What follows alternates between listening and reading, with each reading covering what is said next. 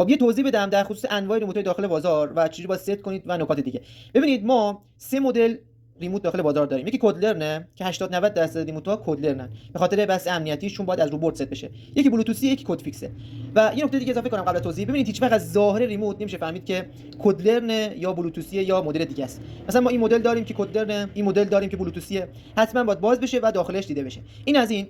و حالا از کجا بفهمیم که ریموتی که داریم کدلرنه یا بلوتوثیه یا کد فیکسه؟ ببینید کد فیکس روی خود برد، حالا من نمونهش اینجا ندارم، خب 7 تا دیپ سویچ داره و مشخصه که اون کد فیکسه. اون از اون. حالا کدلرن چجوریه؟ ببینید اولین کاری که شما میکنید باید بیاید روی این کلیستا رو ببینید که چند نوشته. ببینید نوشته R433.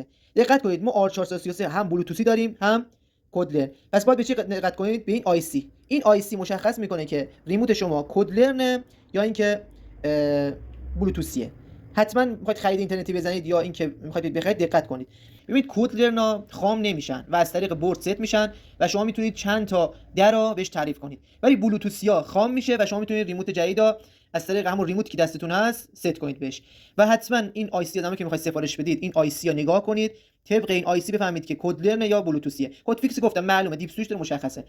حالا من لیست تهیه کردم، حدودا 7 مدل آی سی که میگه که کدلرن یا بلوتوثیه، که اگه خواستید دایرکت کلمه ریموت رو برام بفرستید، براتون بفرستم بیاد که دیگه سرچ نکنید، نگاه کنید و سریع بفهمید. البته دستگاهی هم هستش که با فشردن یه دکمه دستگاه میگه که کدلرن یا بلوتوثیه. خب یه نکته مهمتر این که برای ست کردن ریموت بلوتوثی که خام میکنید و با یه ریموت دیگه ست میکنید بغل هم که خیلی راحته. ریموت کدلرن روی بردی که برای کرکر برقی یا درا هستش یه کلید قرار داره که شما باید اون بردش داخل اینترنت بزنید بفهمید کدوم کلیده و چند ثانیه نگه دارید. متفاوته، یکی باید 5 ثانیه نگه داری، یکی باید مثلا 6 ثانیه نگه داری. فقط حواستون باشه اون کلیدا همشون جهتش زیاد نگه ندارید. معمولا 10 ثانیه اگه اون کلید اینجوری نگه داری کل ریموتای اون برد خام میشه و باید دوباره تک تک ریموت رو بگیرید و ست کنید. حالا اگه سوالی دارید داخل کامنت بپرسید که با هم بررسیش کنیم.